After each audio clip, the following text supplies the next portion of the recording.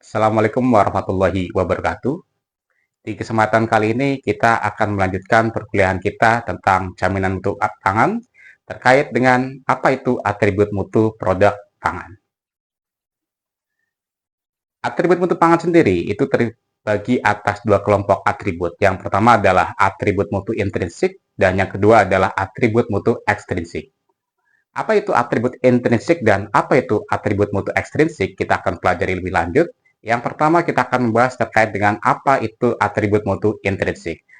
Atribut mutu intrinsik itu sendiri berkaitan langsung dengan sifat fisik produk dan merupakan bagian produk secara fisik. Jadi memang hal itu adalah sifat yang memang dimiliki oleh setiap produk. Atribut mutu ekstrinsik tidak mesti berpengaruh langsung terhadap sifat fisik produk itu sendiri, tetapi dapat mempengaruhi bagaimana penerimaan konsumen terhadap suatu produk. Jadi, hal itu yang membedakan antara atribut intrinsik dan atribut ekstrinsik. Atribut mutu intrinsik. Beberapa aspek berikut disebut sebagai atribut-atribut mutu intrinsik itu sendiri. Yang pertama adalah aspek keamanan dan kesehatan. Yang kedua adalah sensori dan shelf life. Yang ketiga adalah kemudahan atau convenience dan keterandalan. Atribut mutu intrinsik, kita akan bahas mengenai aspek-aspek yang tadi sudah saya sebutkan. Yang pertama adalah bagaimana atribut mutu intrinsik itu berpengaruh terhadap kesehatan dan keamanan produk pangan. Aspek kesehatan, hal ini akan berkaitan erat dengan komposisi dalam makanan itu sendiri. Contoh, ketidakseimbangan nutrisi dapat mempengaruhi terhadap kesehatan tubuh manusia. Jadi aspek kesehatan ini sangat dipengaruhi oleh terkait dengan komposisi yang ada pada bahan pangan itu sendiri. Kemudian perkembangan industri pangan sebagai langkah untuk mendukung kesehatan sehingga mulailah berkembang yang boleh disebut dengan pangan fungsional itu sendiri. Klaim produk pangan fungsional yaitu seperti low fat, kemudian high protein atau low kalori seperti itu. Jadi dengan semakin berkembangnya industri pangan, kemudian semakin berkembangnya juga kebutuhan dari konsumen yang terkait dengan pangan yang sehat untuk dikonsumsi, sehingga mulailah berkembang tentang pangan fungsional. Pangan fungsional yang mereka memiliki klaim seperti low fat, low kalori, dan sebagainya. Kemudian, keamanan pangan berkaitan erat dengan persyaratan bahwa pangan harus bebas dari bahaya dengan resiko yang dapat diterima. Jadi, ketika kita berbicara tentang keamanan pangan, berarti kita akan berbicara bagaimana pangan itu bebas dari cemaran. Dan cemaran itu sendiri dibagi menjadi beberapa, yaitu pertama adalah cemaran fisik, biologi, dan kimia. Sehingga keamanan pangan ini sangat erat kaitannya tentang bagaimana pangan harus bebas dari bahaya dengan resiko yang dapat diterima. Kemudian yang selanjutnya, atribut mutu intrinsik. Aspek yang selanjutnya adalah sifat sensori dan shelf life. Berdasarkan alat indera yang digunakan, sifat-sifat sensori produk pangan dapat dikelompokkan atau dapat digolongkan menjadi yang pertama adalah sifat visual, meliputi warna, kekeruhan, dan sebagainya. Kemudian sifat bau, meliputi keharuman, bau busuk, tengik, apak, dan juga yang lainnya. Kemudian sifat rasa meliputi rasa dasar dari rasa itu sendiri seperti manis, asin, asam, ataupun pahit. Kemudian ada rasa pedas, dingin, dan sebagainya. Kemudian yang terakhir adalah sifat tekstural, yaitu meliputi lengket, halus, keras, dan lunak. Atribut mutu intrinsik, aspek selanjutnya adalah yang terkait dengan sifat sensori dan shelf life ini adalah contohnya adalah pengolahan dan pengemasan produk pangan. Hal ini bertujuan untuk memperlambat atau mengurangi proses kerusakan dalam rangka memperpanjang dari umur simpan suatu produk. Jadi, ketika kita berbicara tentang sifat sensori dan shelf life atau misalkan umur simpan, berarti hal itu akan terkait dengan salah satunya adalah terkait dengan bagaimana sih cara pengolahan dan pengemasan. Pengemasan semakin bagus, itu nantinya akan memperpanjang umur simpan dari suatu produk itu sendiri. Oke. Kemudian, aspek selanjutnya dari atribut mutu intrinsik itu sendiri adalah keterandalan dan kemudahan produk. Keterandalan produk di sini berkaitan dengan kesesuaian komposisi produk terhadap deskripsi produk. Contoh, berat produk harus benar dalam toleransi spesifik.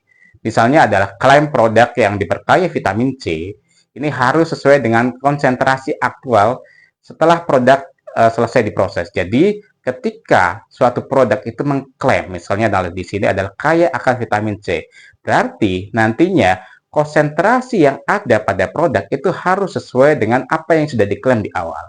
Kemudian, kalau kita berbicara tentang keterangan dalam produk, secara umum hal ini melekat kepada harapan konsumen. Ya, konsumen berharap bahwa suatu produk sesuai dengan informasi yang tercantum pada label kemasan. Oke. Kemudahan produk di sini didefinisikan sebagai produk yang ditawarkan kepada konsumen dalam suatu cara penjualan, persiapan, dan pengonsumsi tertentu pangan atau makanan yang dapat mengurangi upaya fisik dan mental dibandingkan dengan kondisi rasa. Jadi kemudahan produk di sini adalah produk yang ditawarkan itu harus memudahkan baik dari segi penjualan, penyajian, dan untuk dikonsumsi. Oke. Kemudian beberapa contoh makanan yang menonjolkan karakteristik atau kemudahan penggunaan di samping karakteristik lainnya dapat disebut seperti berikut. Yang pertama adalah bentuk-bentuk makanan instan seperti tabur, tepung, santan dan segala macamnya. Kemudian bubuk siap saji, contohnya adalah jenis makanan tertentu ya. Kemudian selanjutnya adalah makanan kaleng yang siap dan santap dan tinggal dipanasi. Jadi itu adalah beberapa contoh dari kemudahan produk yang ditawarkan ke konsumen. Oke. Setelah kita berbicara tentang atribut mutu intrinsik, ya tadi saya persingkat, atribut mutu intrinsik adalah atribut mutu yang melekat pada produk pangan itu sendiri. Ya. Kemudian setelah kita berbicara atau setelah kita belajar tentang atribut mutu intrinsik seperti yang tadi saya sebutkan di awal, kita nantinya akan belajar lagi mengenai tentang apa itu sendiri tentang atribut mutu ekstrinsik. Atribut mutu ekstrinsik adalah atribut mutu yang tidak memiliki pengaruh langsung terhadap sifat-sifat fisik produk, tetapi dapat mempengaruhi daya terima konsumen terhadap produk itu sendiri. Dan atribut mutu ekstrinsik mencakup beberapa aspek. Yang pertama adalah karakteristik sistem produksi. Jadi, sistem produksi di sini akan nanti sangat mempengaruhi terhadap aspek yang didapatkan dari suatu produk itu sendiri. Kemudian, implikasi lingkungan produk, yang selanjutnya adalah produksi pangan, dan yang keempat atau yang terakhir adalah pemasaran. Itulah atribut mutu ekstrinsik, aspek-aspek yang telah saya jelaskan tadi. Saya akan membahas secara singkat ya. Untuk sistem produksi ini sendiri, ini adalah salah satu aspek dari atribut mutu secara ekstrinsik. Sistem produksi, karakteristik produksi produk pangan berkaitan dengan cara suatu produk pangan dihasilkan. Ya. Jadi ketika kita berbicara tentang produksi adalah bagaimana kita menghasilkan suatu produk. Termasuk penggunaan pestisida pada tumbuhan atau buah-buahan, kemudian penambahan bahan-tambahan pangan, dan segala macamnya. Pengaruh karakteristik sistem produksi terhadap penerimaan produk pangan oleh konsumen merupakan masalah yang sangat kompleks. Jadi, bagaimana kita menciptakan suatu produk itu sangat tergantung dengan bagaimana karakteristik sistem produksi kita. Ketika produk pangan atau suatu industri menerapkan good manufacturing practice, harapannya nanti pasti produk yang dihasilkan akan sesuai dengan kebutuhan pasar dan yang pasti adalah aman untuk dikonsumsi oleh konsumen. Oke. Kemudian aspek selanjutnya dari aspek mutu ekstrinsik adalah lingkungan. Implikasi lingkungan dari produk pangan terutama berkaitan dengan pertama penggunaan bahan kemas dan pengelolaan limbah industrinya. Kemudian pengembangan kemasan pangan ini berbahan dasar komponen organik yang mudah terurai atau yang dapat didaur ulang, yaitu untuk mengurangi pencemaran tanah dan mengurangi limbah plastik. Jadi lingkungan ini sendiri atau implikasi lingkungan adalah bisa dicontohkan bagaimana kita dari industri pangan itu sendiri menciptakan sebuah kemasan yang nantinya kemasan itu sendiri adalah aman untuk lingkungan sehingga tidak menimbulkan suatu impact yang berbahaya bagi lingkungan sekitarnya. Oke. Aspek yang tidak kalah penting dari atribut mutu ekstrinsik itu sendiri adalah aspek pemasaran. Harga adalah salah satunya adalah merupakan petunjuk yang andal ketika konsumen tidak memperoleh informasi yang cukup tentang petunjuk dari mutu intrinsik itu sendiri atau ekstrinsik, atau jika harga adalah satu-satunya petunjuk. Pada umumnya, harga dengan mutu memiliki hubungan yang positif. Jadi, secara singkat bisa diartikan adalah ketika harga itu bisa mencerminkan suatu kualitas produk. Jadi, pada umumnya memang untuk produk-produk yang memiliki kualitas yang bagus itu akan memiliki harga yang memang lebih tinggi dibandingkan dengan produk yang mungkin diproduksi secara sederhana. Sehingga itulah yang nantinya akan mempengaruhi. Salah satunya adalah bagaimana faktor harga itu adalah dapat mencerminkan dari suatu produk itu sendiri atau dapat mencerminkan dari nilai dari produk itu sendiri. Oke.